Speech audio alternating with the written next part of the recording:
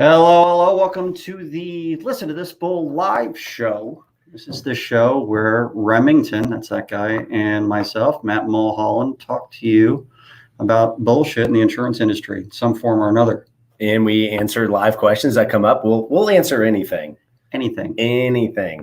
If you guys are wondering how tall Remington is, you can ask that question. You can. You can ask what his secret love is that he doesn't want anybody to know, and I will force him to answer. I promise. That'll be great. And I know it's work product, but what he puts on his beard in the mornings, that's something else we can touch base on. That might be a good thing. So today our topic is finding solutions for commercial clients. So if you are a contractor, public adjuster, attorney, anybody that is dealing in the insurance world and you have a commercial claim, there are very unique scenarios involved in those. So we brought in someone from the contractor side that has been doing this for a very, very long time. Someone's perfect for this topic, Eric Oberembt. Eric O for a lot of you people. I'm going to bring him on right now. Eric, how are we doing? Hey guys, how are you? Good, great. Man. How you doing, bud? Good. I'd like to congratulate you on saying my name correctly. Well, there's a B in there, and then there's a second one. I think it's that second one people have issues with, right? That is correct. Yes. What do you typically hear? What are the last name pronunciations that you hear? Oh God, I mean, it's so all over the map. I grew up playing ball, and it was Oberembt, which to me is just lazy. I don't know why. I actually had a coach write it on like the scoreboard, like he was going to put it on my jersey. It was it was ridiculous. But I mean, one day ask Pate how he says it, because I've known him forever now, and he still can't say my name. So he probably says it with like a guttural growl sometimes. Yeah. Yes. Correct. People have issues with Mulholland. That's my wife, and they do. So my last name is something that people have issues with all the time, and they also I don't know of many people that pronounce my first name correctly. I only have one T. You have to say it a little faster than the typical Matthew. Well, how long have we known each other for? I don't know, over half a decade at least. We've known each other for almost 8 years. 8 years. Okay. And for the first 7 of those, it was Mulholland. Yep. You called me Mulholland every time I met with you, and really? And I didn't have the heart to say how retarded you sounded. I don't see 2 O's in there, but yeah, go ahead. Right. I mean, I would be in front of 100 people speaking, and it would be Mulholland. You did it every time. So every single time. Absolutely. That's fantastic. So what are we talking about today, Matt? What are we going to dip into with Eric here? We are getting into commercial claims, commercial jobs for the contractor, for you commercial cases, I guess. Or for the PA commercial claims. I said claims to start with. You did. I did. Dang. Commercial files. Commercial, let's just call them claims for ease of use. I don't think anybody's really going to have too many issues with that. So how long have you been working in commercial roofing, Eric? So my grandfather actually started our company back in the 60s, and I grew up with my grandfather since I was 7 years old. And so when I was about 10, I started getting on old tar and gravel roofs and started learning the trade. So I've been in the commercial roofing space literally since I was 10. And then when I was 16 and got my first truck, he gave me a list and said, go sell some jobs. And so that was how I was introduced to sales, and that was how I was introduced to commercial roofing. And that's kind of all I know how to do. So how much cancer do you have? I don't like to add it up.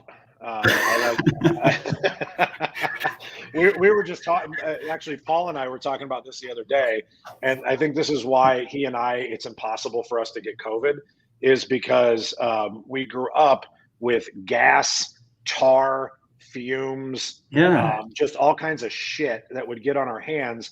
And then we'd eat lunch. And do you think that we washed our hands before we ate lunch? Of course we didn't. And so, yeah, I've got everything under the sun, all the asbestos that was in the shit that I was throwing in the kettle and everything else. Yeah. So I'll definitely die young, but it won't be from COVID. So, well, hopefully you won't fall into a tar pit. That would be the most ironic death for you ever.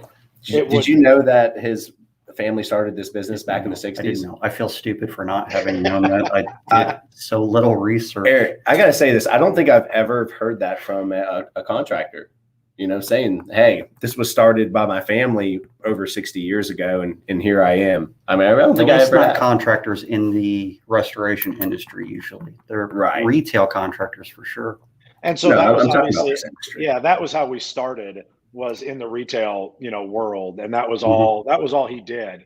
And we probably didn't get into the storm restoration space until I'd say the late 90s, early 2000s, which is kind of when I started, changing the company trajectory a little bit. And we had some decent hailstorms here. And honestly, like, I didn't know anything about claims. I didn't know anything about, how to deal with insurance companies. And I didn't know what a public adjuster was. I didn't even know that there were attorneys that worked on the first party lit side. Like, I didn't know any of that stuff. And back then there was no school for that kind of thing. Right. No. And so I just kind of had to plug away and learn.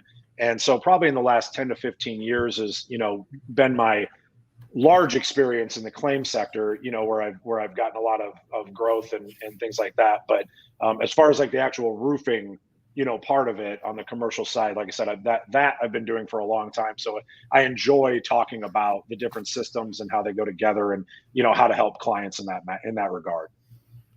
I'm curious real quick, how many layers of built up is the most you've ever come across?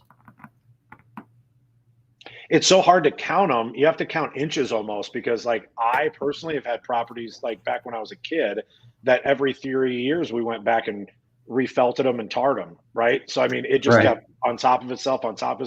I personally probably put 5, on them because there was no weight to it. It's fiberglass felt, you just keep mopping and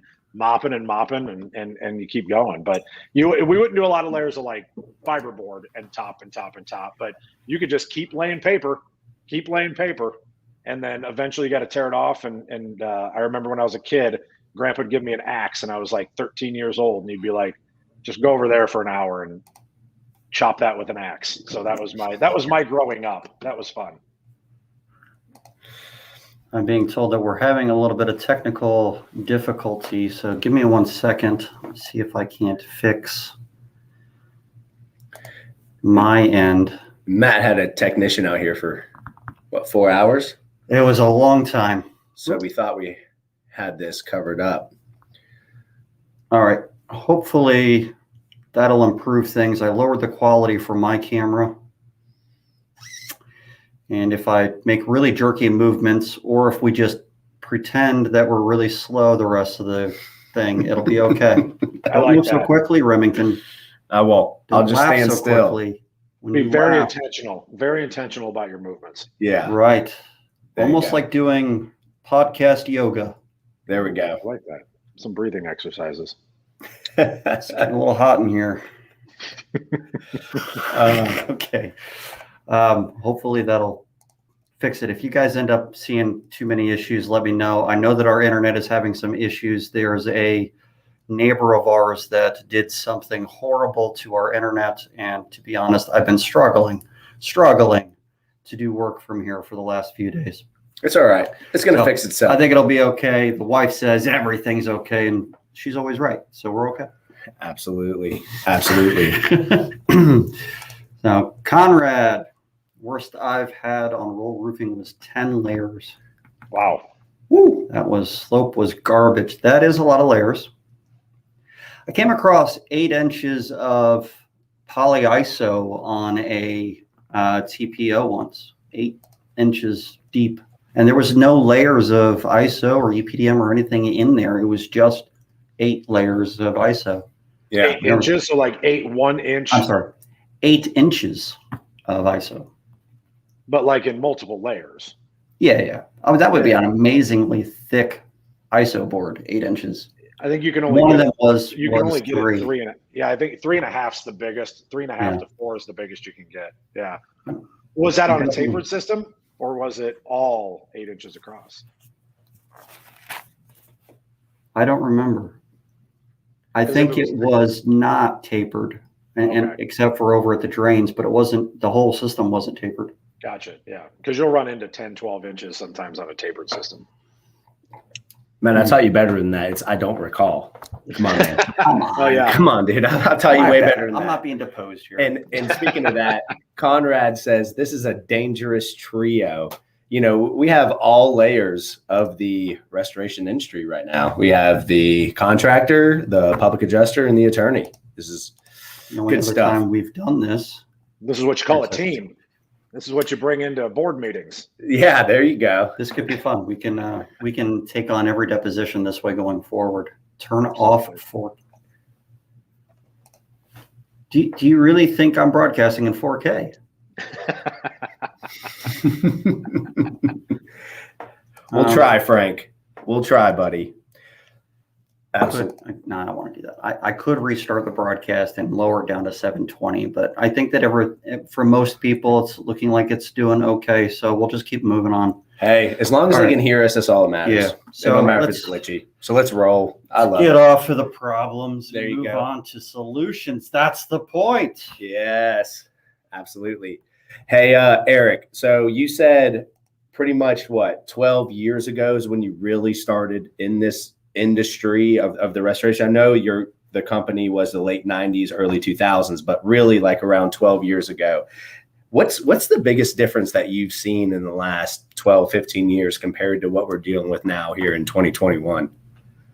When I first started in the insurance side and dealing with claims, and back then it was more so residential than it was, commercial. Now I do a lot of commercial claim stuff, but back then it was, and I've had numerous conversations about that. Back then it was easy, right? We were able to have, we were able to have like, oh, did we cut out? What happened?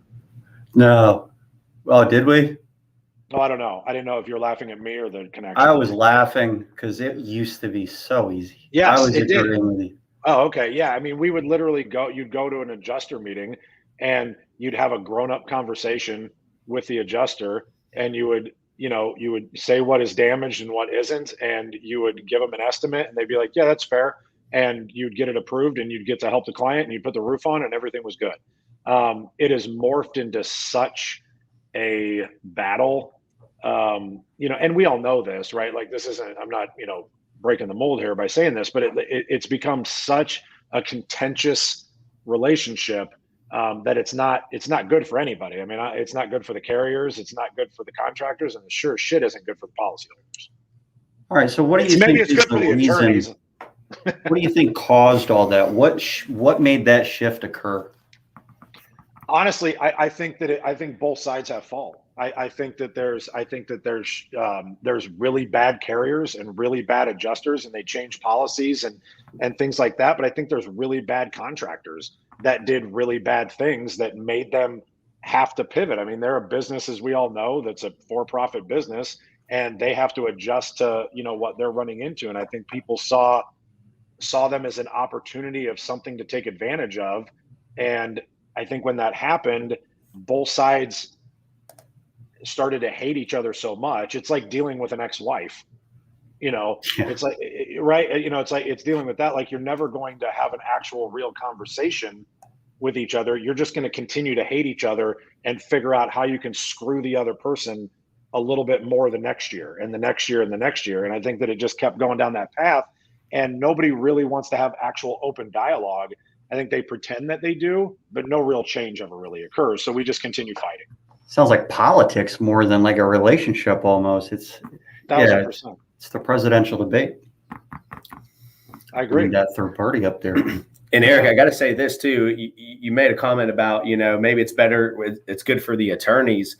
And I mean, I said that even when I started in this industry compared to now, everything is just a massive fight, no matter what, with us. I mean, it truly is. You got to have your experts, you know, that's your army behind you in every single case. And it really is. It's a big fight throughout the entire time. Yeah, I remember going to mediation when I first started this, and when we settled a case at mediation, they'd strike a check right there. Now, you know, we have to get the release. We got to wait a month. Here comes a check. Like I've seen a nice little evolution of this industry. Yeah, The fact that and again, like I've got a ton of attorneys that I love working with and I'm friends with and everything else, and I want everybody to win. But the fact that so many files now have to go to lit or have to go to an attorney, I think that's the problem. Yeah. Right? They shouldn't have to. They shouldn't need to get that far. I agree. Agreed. I agree. So you have that middleman for public adjusters. Right. 100%. Just say. So, all right. So other than, let's transition then. You've got the residential, you're going more into commercial. If you're like me, when I started transitioning over to strictly commercial claims, there was definitely a learning curve there, but the policies themselves are different, quite a bit different. There's definitely a completely different mindset for the client themselves on what their goals are. What are you looking at? What's the biggest difference you think between a commercial client and a residential client? Your commercial client is way more sophisticated, generally speaking, has, you know, I mean, they're dealing with, you know, multiple properties generally that they own. They're not usually just, you know, one-offs that, you know, they own the local laundromat, right? So you're generally dealing with people that own multiple properties, multi-million-dollar portfolios. And they have a lot of quarters. A lot of quarters, yes, absolutely. But they're just a higher level of client, and so you have to treat them as such, and you have to make sure that you're educating and you're helping, which we should be doing that on the residential side too anyway, right? But the residential side is turn and burn, right? You're trying to get as many as you can. You keep, you know, you're banging them out and you're seeing how many claims you can get for the year. Where commercial, you need to be, as far as the contractor side, I need to be holding the hand of the client to make sure that they know that everything that I'm doing is in their best interest. If I need to bring a team in with a PA or with an attorney, that they understand that those people have their best interests, you know, at heart. And it's been easier to have conversations with commercial clients that understand that the insurance company doesn't always have their best interests in mind, or it is very hard to convince that of homeowners because they believe the commercials and they believe that they're in good hands. I think that your savvier commercial client understands business better, and so they understand that they're a for-profit company and that we are you know, that everybody is in this as a business, and it's easier to have that dialogue with, so that we can be on the same team, because that's the only way that it works, is if we're all on the same team together. Because if they're contentious, then we're all done, right? Like, it's never going to go anywhere. You really think maybe it's the type of claims that I get involved? You know what? That's probably what it is. As a PA, I usually get involved in the claim after it's already been filed, so it's already had, you know, the contention from the carrier. So I was just thinking that I didn't think that there was much difference in trying to convince a homeowner versus a commercial client that their insurance company is definitely out for their own bottom dollar and not for the policyholder. But I'm getting involved later on in the game when it's already apparent. So never mind. Right. And I'm very intentional on the front end when we sign up commercial clients to say, look, we're going to do everything that we can on the front end to help you get this handled easy, if we're allowed to, right? If they're willing to work with us, and we don't have to get into policy, and I can just go up there, I can show them damage, we can write scopes, you know, we can do all the things that we're allowed to do as a contractor. And if we can close this file and get the money that we need to get, and we can rebuild your property back the way, you know, that it needs to be rebuilt, we're going to do that. And we're going to save a lot of time, and we're going to save you your money. You're not going to have to, you know, hire outside third-party people, you know, and we have, you know, pretty good success with that. But I think it's because, to what we talked about before, I've been in the industry for so long and I understand scope and I understand how things go back together, that I can have at least those conversations with adjusters. Now, again, I don't get into policy, I don't get into language, all that kind of stuff. The minute that comes up, we got to bring people in. But that's the hope, right? And to the beginning, that's what it used to be like. It did. I remember too. Eric, the first thing I wrote down when he asked the question about the difference between residential and commercial is business decision versus emotional decision. Because once it actually gets to my level, the homeowner is pissed off. They're just angry. It's an emotional decision. And I have to send them down and tell them, hey, look, guys, I know you're upset and you want to do things on principle, but you got to make a business decision. What's the best decision for you financially and so forth. And I have to remind them of that a lot. And there's nothing wrong with that, but there's just a difference. I feel like there's more counseling going on, with some residential stuff once it gets elevated to an attorney. Is that why you have a couch in your office? That's why I have a couch in my office. Yes, it is. Okay.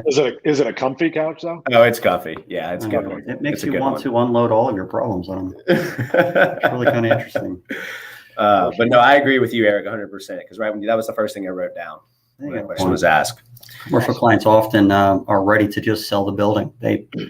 I find that especially if they're renting out a lot of units, often they don't give a shit about the HVAC system so much. Yeah. That kind of thing. So it's all a business decision to them. It's all numbers. And as a commercial contractor or whoever is working with the client, if you don't understand their numbers and what their actual concerns are, because like you said, their actual concern might not be putting the roof back together the same way that it was. They might not really care because maybe they're unloading it or, Right. whatever it is. And so you have to be able to understand those things. And if you're just some guy that has a truck and, can go buy some ISO, and if you can't have those higher level conversations, you're probably not going to be able to get those clients. I agree. Apparently Frank agrees too. Feels that commercial insurance clients are sophisticated corporation, and therefore insurance carriers treat them different. Do you think that insurance companies treat the commercial clients differently on your end? I haven't seen that. I've seen I've seen the opposite in the fact that maybe not all the time, obviously, but usually because it's such a big number. Yeah. You really, I just see them dig their heels in even more and more and more. I mean, anything over a few 100,000 and they're like, okay, we haven't even been out there, but we're going to bring in a corn engineer or whoever, you know what I mean? Like these engineers, they're not roofing engineers. I don't know what a roof ever is, but I've got several corn engineers on speed dial in my phone right now. It's very useful information. I mean, they can get jobs right away to go look at a roof. How much ethanol is used in the production of the EPDM? Yep. I'd love to know. I tied it in. It actually could be something. It could be. No, I think you got a point. I think Frank has a point. Sometimes with the commercial properties, getting the coverage agreed to, any coverage opened up at all, just that first step is hard to get to. Once you're there, then you're probably going to end up in appraisal in most cases at a minimum, because getting to an agreed price is going to be difficult unless you have an actual reasonable person. I find that as a PA, if I get everything prepackaged before I file the claim and submit it all as one, it seems to go a little bit smoother, but they are going to expertise. So a lot of times you have to as well. What do you think? Do you normally get an expert involved before they do or after they do? Generally, so at the same time. So if they just send out a standard adjuster, they're just flying in an adjuster for that file, I will go out or one of my guys will go out and meet with them to discuss scope, things like that, and to kind of find out where they land and to see how combative they're going to be. The minute that they start talking about bringing in engineers or they're bringing in a third party or they're doing anything like that, then my phone's open and I'm calling whoever's in my Rolodex to get ready, because I know that now we're at the point where nothing's going to be easy. They have absolutely no intention of closing this in an expedient manner. And I go to the client and I say, now we got to get ready to go to war. We got to, we're going to have a battle on our hands, and we got to bring in our experts as well. And then we do that. I try to not do that on the front end because I think that my clients appreciate the fact that at least I'll try on the front because of the experience that I have. And maybe that's why they want to work with me, but they know that I've got my team at the ready when things start to go south. You ever have your expert meet on site with their expert? Sure. Do you ever sell tickets to those events? I'm going to start. Have you ever had that in Georgia? Yeah. Oh, it's amazing. Usually They the fight like engineers crazy. from the insurance carrier just don't say a peep when they're out there, or when I'm out there anyway. Well, that's because you don't know how to talk to them. Okay. If Okay. you're an Is that attorney, you that probably what it freak is? them right out. Kind of an They attorney like it show. when they like it when you ask questions. Just ask a lot of questions. Right. Especially if you have a camera in their face. They love being Yes. on camera. They love questions, and they definitely want to tell you how smart they are. So Right. just let them do that. Right. No, I tend to talk to them about a bunch of technical stuff that has nothing to do with that claim for a while. And then I'll start asking them questions about this claim, hour or so in. And by then we've already got a dialogue going about fun things that we're geeking out or nerding out about together. And I usually get them to open up, but I know that that's a unique scenario, to be honest. And it was not always that way for me. But I've developed somewhat of a reputation in the area. I bet if I went out of state, I don't know if I'd have the same situation or not. Maybe. I don't know. But I can tell you, if having your expert on site with their expert, a lot of times they get into it, and it's really interesting to watch that happen. If you can ever set that up, audience members, if you ever have the opportunity to do just that, I highly recommend it. Bring popcorn. I might do it now and just film it, and we can do a little thing. That'll be fun. It would be cool. It really would be. I have filmed a few of them, but I did on at least one of them. I had to sign a non-disclosure. I don't know. I mean, if I'm just using it for entertainment purposes, I might actually have to get permission to use their likeness because it's entertainment and not for internal use. Well, So isn't permission. that what What's His Bucket was doing a while ago? What's his bucket? That PA down in Florida or whatever. There's a lot of those. No, that PA. made that show. That made the show. Oh! Was riling everybody all up. Yeah. With the insurance battles show. Yes, with the fucking gladiator hats and shit. And, Right. Yeah. No, It was, I wasn't going to say a name just in case I don't need to, but everybody knows who the hell I'm that's talking okay. We've got an attorney here. If he ever says it, you're in the clear. All right, fair enough. The more I think about it, that we have on commercial claims had two experts go out, and then you were filming on one I could think of, something Apple, but Oh yeah, Yeah, no, that I was good. totally do. Yep, yep. yeah, that was fun. Ours was a building consultant with their engineers though on that one. Yeah. He's been on the show. Tim Varga, he was great. That was fun. Yeah. Anyway, yeah. Oh, so that guy. Yep, that bucket. Yes, God's adjuster. There you go. Yep. Thanks, Frank. God's public adjuster. Coined by Dmitry Lipinski. That episode did not go as I expected it to with that title. But anyway. So back on point. If commercial clients, they tend to have different motivations, but they also will have different types of policies, and there's going to be pitfalls in them that are very different. I find that commercial clients tend to have limits on certain coverages, and they have no idea. And often they don't get their entire policy, even when they ask for a full policy from their agent. They might get only the liability section or something along those lines. What's been your experience as a contractor? And what they're getting from them? What is the difference on a commercial policy and dealing with policy limitations versus residential issues you have to overcome? Yeah. So generally it's what I found in the last few is that they didn't even know what kind of policy they had. They didn't know if they had an RCV or an ACV. They just signed up for a policy. We take all of our commercial clients that we have currently, and we refer them to our partners, and we're like, before a storm hits, you got to have your policy reviewed, because if we're going to work with you, we want to be able to maximize your claim and make sure that you get paid for everything that you're going to have due.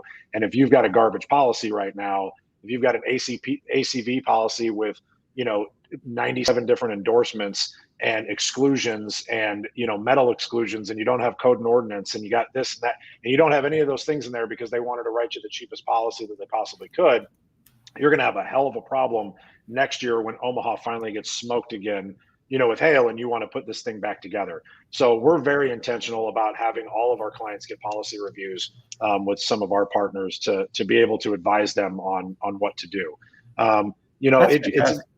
It's super hit and miss. Let me just say this. You might be the first contractor that I was aware of that is going about that. And maybe there are a lot more, but I've never dealt with a contractor that was going through those strengths. A lot of public adjusters do that kind of thing and get their clients prepared. And they build up a Rolodex of potential clients that way. But you might be the first contractor I've come across that has done that. Well, I appreciate that. I feel in the commercial space and in the roofing industry, if you don't figure out some shit that other people don't do to be able to provide a little bit of different value for your client, there's just too many guys out there that want their business. And so I kind of just saw that as an opportunity to bring some free value to people that why wouldn't they use me once they get hit down the road? Why wouldn't they use me for their maintenance and repairs and stuff until it's time to replace that roof? So, and especially it's not like it costs me anything. I'm very fortunate that I have very good friends in this industry, very good relationships, and that I can make a phone call and be like, hey, can you help my client out and do this? And so why wouldn't I use those resources? Right. I mean, that's what friends are for, right? Sometimes. That and to tell you when you have something in your teeth. There's that too. Yeah, that's nice. So you got better friends than I do then. Yeah, well, they wait at least an hour. Oh. I would do that too. Because you're also a dick. Correct. You've done enough research to know that. See? That's all I needed to know. That's all you needed to know. The rest of it will come out. That's all over the internet. That Another pitfall that Frank brought up is co-insurance. You see that a ton on commercial properties. Well, a lot more prevalent than residential, that's for sure. Yeah. Actually, I don't even know if I've seen a residential co-insurance policy. I'm being honest, I don't know if I have. Sure you have. Actually, a lot of them. It never seems to be an issue because no one ever really goes into looking for it. There have been plenty of policies at 80%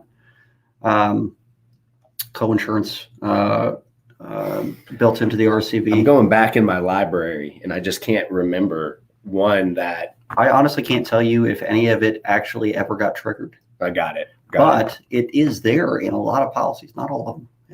Anyway, so co-insurance is an issue. And a lot of people, let me just lay some groundwork on this, because a lot of people, when we say co-insurance, you're thinking two different insurance companies and they both have a policy and they're co-insuring the property. That's not what co-insurance means.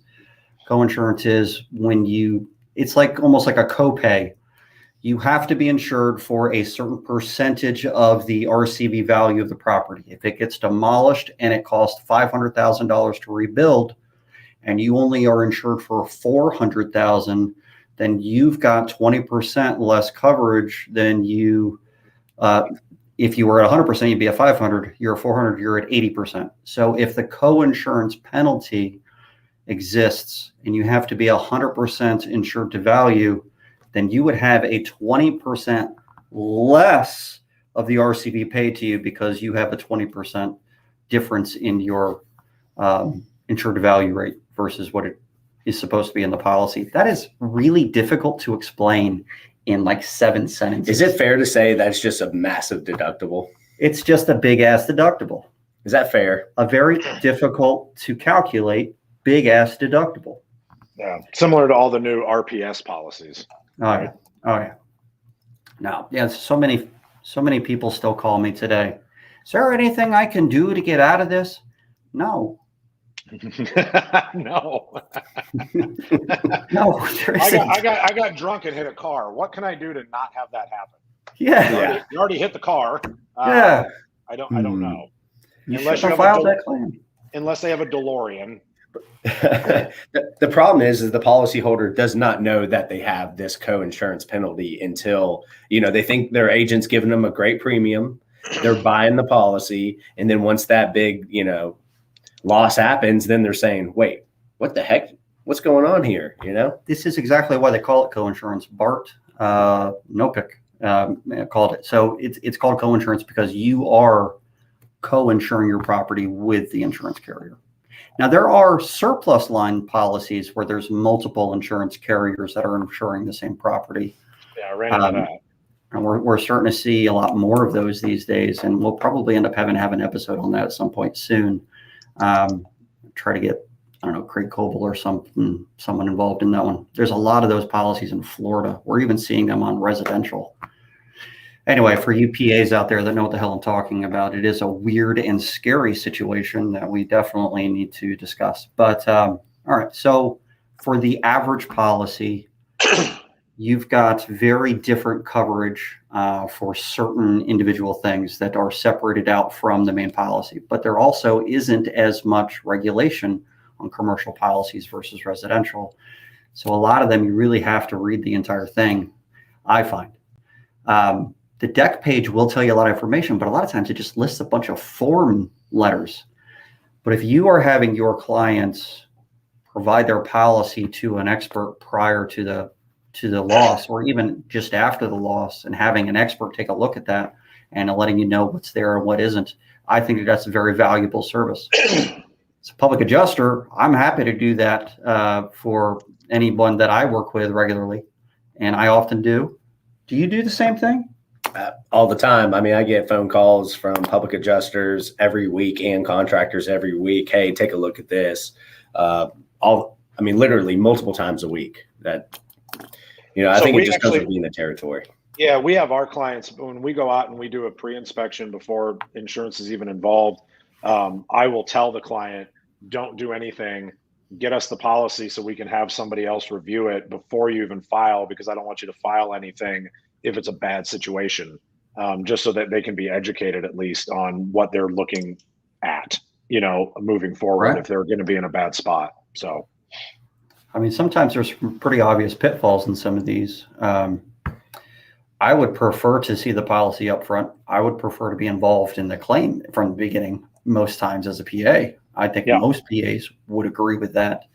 But especially knowing that there's at least coverage there prior to it coming to me. Yeah, I think it's a valuable service. Yeah, I agree. Right.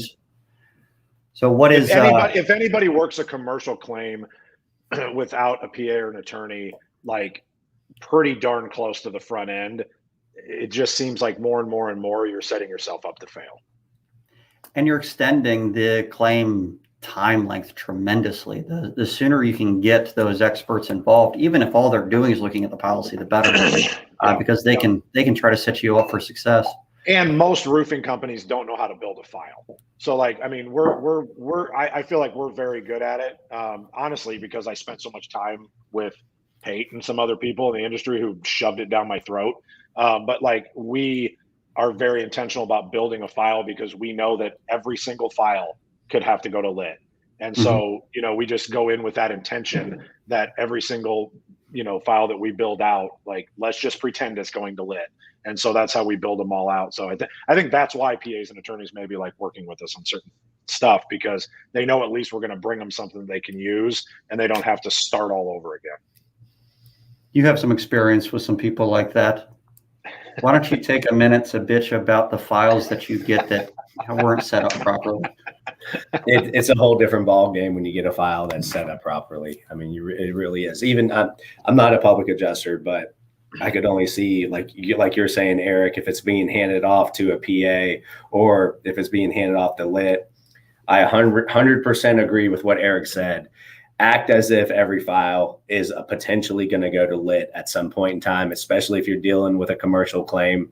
Like you said, Eric, if it's, $250,000 or more, here comes the fight, in some instances. So prepare it, because if not, I hate getting a file that's a mess. It's like, oh my gosh, all right, I'm going to spend 2 days just putting this thing together and trying to figure things out. I mean, seriously, it's the truth. So yeah, don't drop off a shoebox full of receipts to your fucking accountant. No. And document, please, everybody, all contractors, all public adjusters, and even attorneys, just document. That's the best thing that needs to happen on a file. We got a pile of receipts from a client of mine once, literal shoebox of receipts from a client. And he was trying to get us to get all his stuff covered under ALE, and there was freaking groceries on there, fine. But then there was also like beer. There was ABC liquor receipts in there. My favorite was I literally, oh my God. Client had a shoebox of receipts, and one of them I took a look at, and it was an $850 tab at Ruth Chris, and they wanted that for ALE. And I was just like, what's going on here? Let's just use some common sense. Is that their current standard of living? Maybe they're just super bougie. Who knows? Yeah.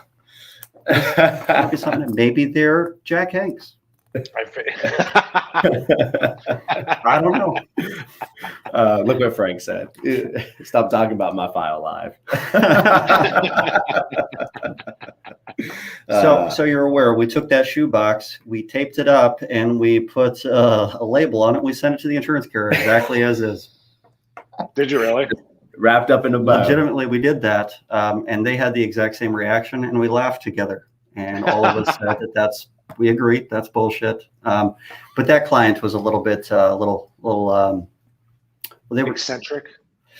They were a little slimy. There was something that they were trying to get away with things. So we didn't want to send in anything officially as if it came from us as a just in case measure. So handing off exactly how it came to us was definitely something that was important to us. That's a good CYA. See, I know how to CYA. It's a good CYA. I also know how to put a file together so you don't have that kind of comment about my files.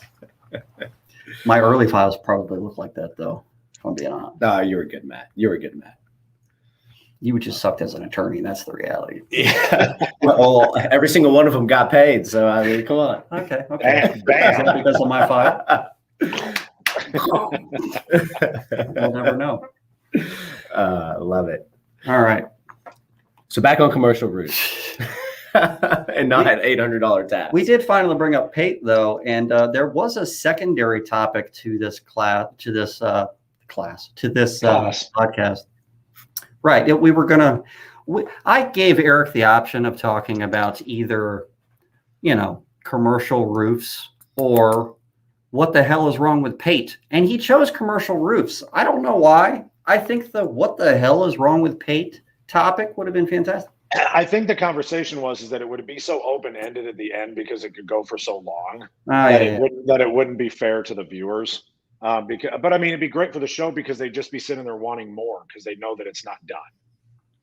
Right. Because what's wrong with him has probably changed by that moment.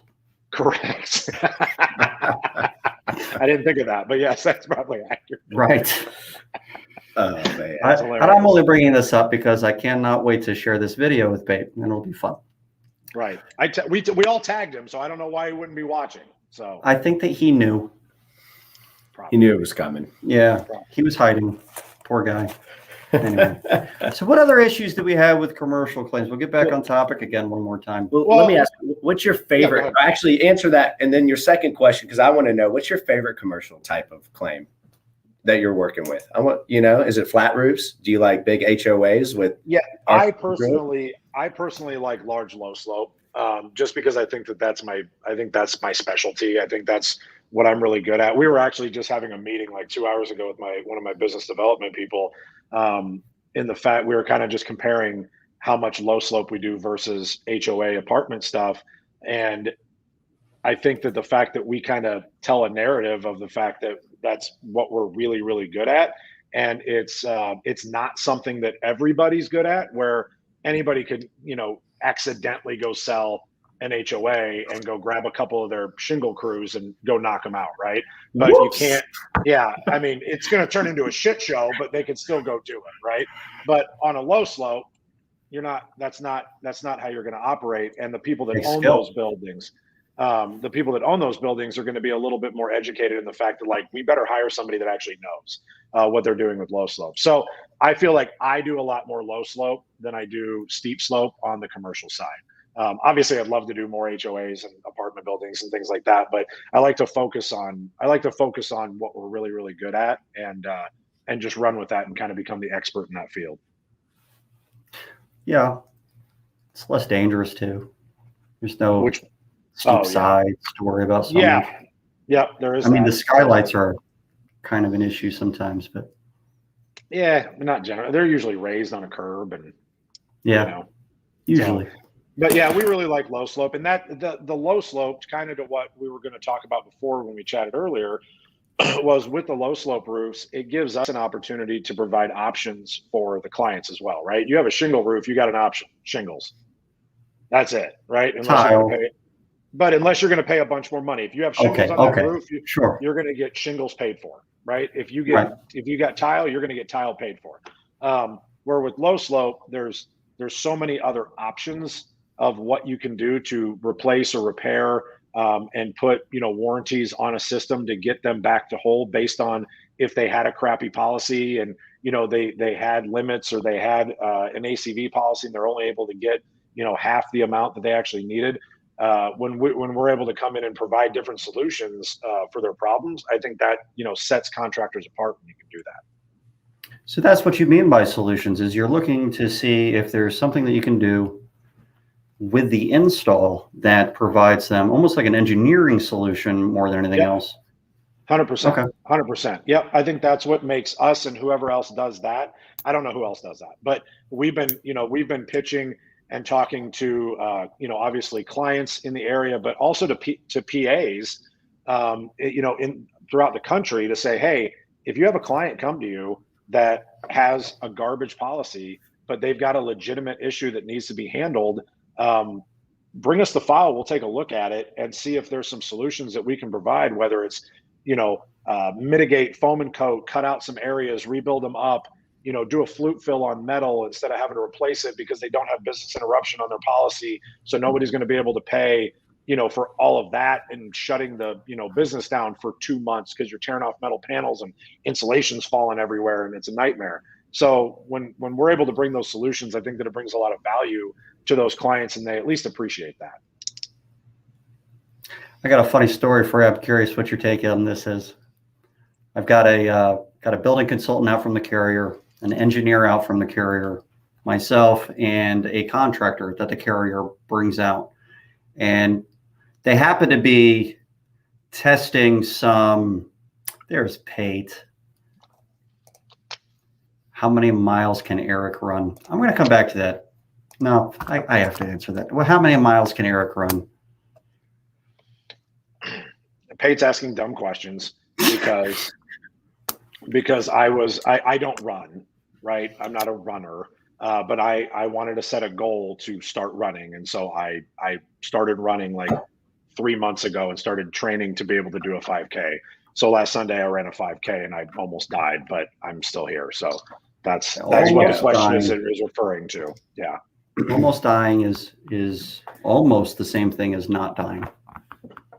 But I'm still here and I accomplished it. So there you go. Let's keep still alive. So the fat guy roofer ran a 5K. So they're testing out to see all of the areas that we showed them with infrared thermography that there was moisture, and they're opening up all these spots on it. And this roofer is trying to get down to the roof deck. We're on one of them's a TPO, one of them's a PVC, and then another one is a TPO over an EPDM. But we're opening them all up, and he's using a Sawzall, and it's a metal roof deck, and he bites into the roof deck. It even leaves little gouges and holes in it. Oh, how often have you come across something like that? I have not. I've never met anybody that dumb. Never. Well, not only were they that dumb, they were dumb enough to let me record them doing it. No kidding. Yep. Yep. That's a pretty big claim to it. Anyway, never came across that. That is actually the second time Really? that has happened. No. I generally, if I'm going to be there, I have the client. I always ask my client. I'm like, hey, they're bringing whomever. We're going to have to do cores. Are you going to let them do the core? Or do you want your contractor to do the core? How do you want to operate this? Because like we obviously know what we're doing. We have no clue if they know what they're doing. So we generally try and have that conversation so that, because we're the ones that have to patch it back in. These assholes that open it up, they're not going to patch it back in, right? And then we're the ones that's going to have to deal with the leak. So I always try to make sure that we're the ones doing the core, since I'm the one that's going to have to close it back up. Personally, I'm a huge fan of having the carrier bring out their own contractor to do that, because if it ever leaks from their repair, that's on And them. I get that from the PA side, or from any side, but like as the contractor who's trying to protect the client, I don't want it to leak. So I just want to make sure that I'm doing everything that I can to make sure that asshole A doesn't screw up my client's property. All right, I see that. I definitely came across as the asshole in this situation. That's fine. I want to believe I'm taking care of my clients, but clearly I'm not. Just in that instance, that's all. Whatever, it's fine. Was I a little combative there? Maybe. Okay, Maybe. all right, maybe No. I was. All right. No, you weren't, Eric. You're just shooting them straight, somebody's man. Somebody's not getting invited back to listen to this bull. I took it personally. That's okay. I'm sorry. For my clients. Honestly, every time I've had the carrier send out the roofer of their choice, I always like using that language. A roofer of your choice. Anytime that's happened, every time that's happened, we've ended up with coverage. Oh, really? I can't think of a single time that hasn't worked out in my favor. Huh. So that's a big deal for me. So in my favor is also the policyholder's favor. So did you, on that specific file, was there a contractor on the file with the client, or was it just you? Oh, okay. Yes, there was. And they weren't there? No, I told them not to be. Who patched the roof back in? Their roofer had to. Oh, they did. Oh, okay. Yeah. Interesting. Yeah. And it hasn't leaked from that, but No, they did I'm sure not. tear holes in the metal roof deck. That's hilarious. Pate just texted me and said, "You're a low-key banger."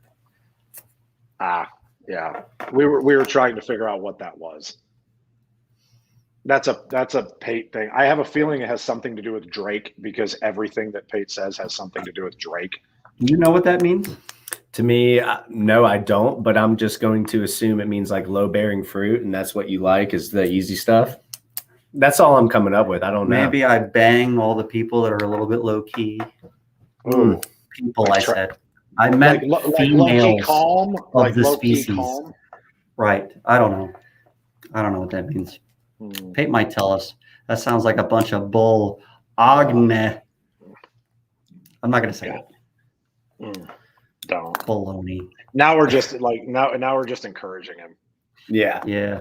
So Pate, we did want to know what was wrong with you at some point.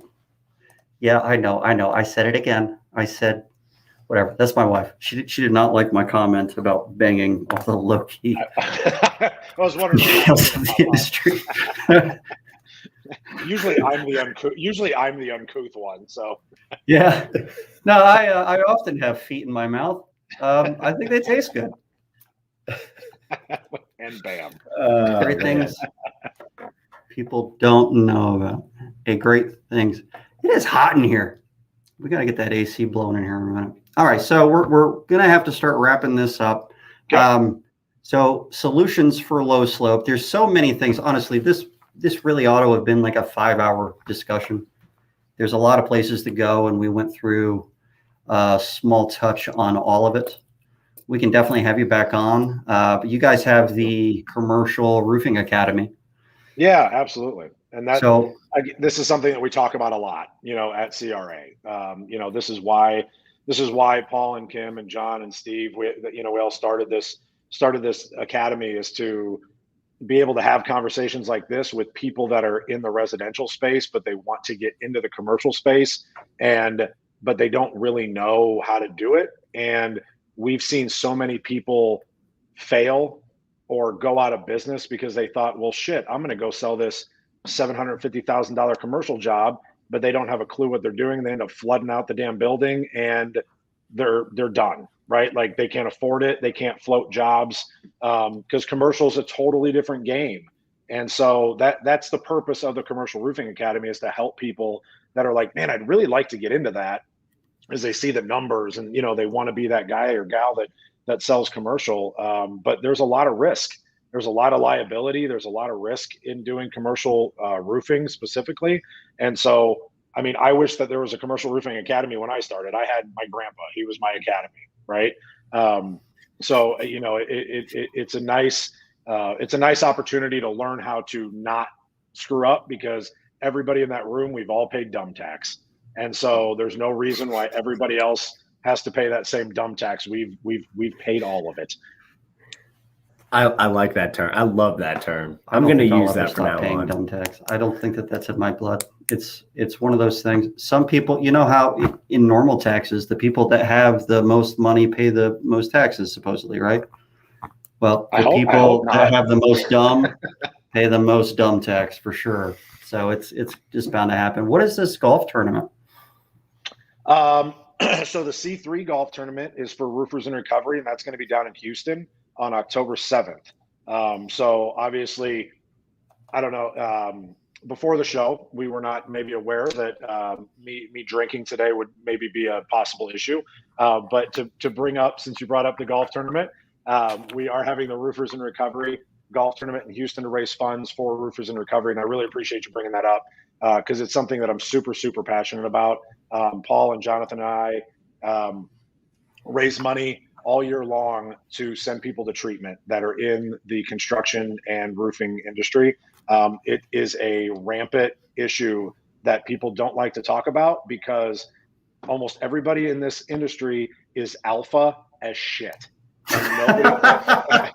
And nobody wants to talk about any problems or ask for help. And it is a real thing, and people are dying and people are losing their families. And there's nothing I'm more passionate about than Roofers in Recovery and trying to put people back together and give them an opportunity to save their life and save their family and wives and kids and all that kind of stuff. And so that golf tournament is going to be another opportunity. C3's setting it up for us to raise money to give to Roofers in Recovery so we can send more people to treatment. So thank you very much for bringing that up, because that's fantastic.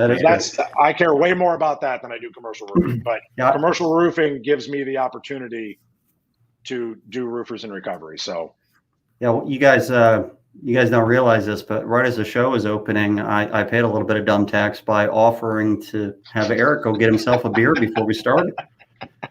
That's how much of an asshole I am. Once again, the only research done on Eric Oberempt was that I am an asshole. There, no other. But we found that on the internet very quickly, which is completely fair. That's the easiest part to find. Let's be honest. It seems to have been enough. Correct. I agree. 100%. Whatever. And thank you, John Dye. That was a very nice comment. Yeah, John Dye's a great guy. If he says that someone is authentic, being John Dye, who is exactly the same, every time you talk to him, you know you're doing well. He's an A+ character, that's for sure. John Dye is, no doubt. Yep. A+ character. Don't know. That's a good thing. It's a good thing. A+ character. That's an absolutely great thing. You can't research how to say his last name. I did say his last name right. Yeah. You did, mate. Yeah. He's late to the show. I'm sorry, buddy. How many times do I have to tag you to get you to watch the thing? God. All right. Well, we appreciate you being on. If they want to be involved in that golf tournament, we'll put a link in the description of the course on Facebook and on, not the course, I said it again. I'm so used to saying course these days. NCI has got you thinking different now, man. Anyway. I mean, we are playing at a golf course. That's true. Ah, there you go. Good job, Eric. Good catch right there, buddy. Not quite an asshole after all. That as well as the Academy. Right, Eric's right. Academy. So We'll put all those a link for the Commercial Roofing Academy. I'd like to come check that out at some point. That's great. There's going to be another one in October, a quick start.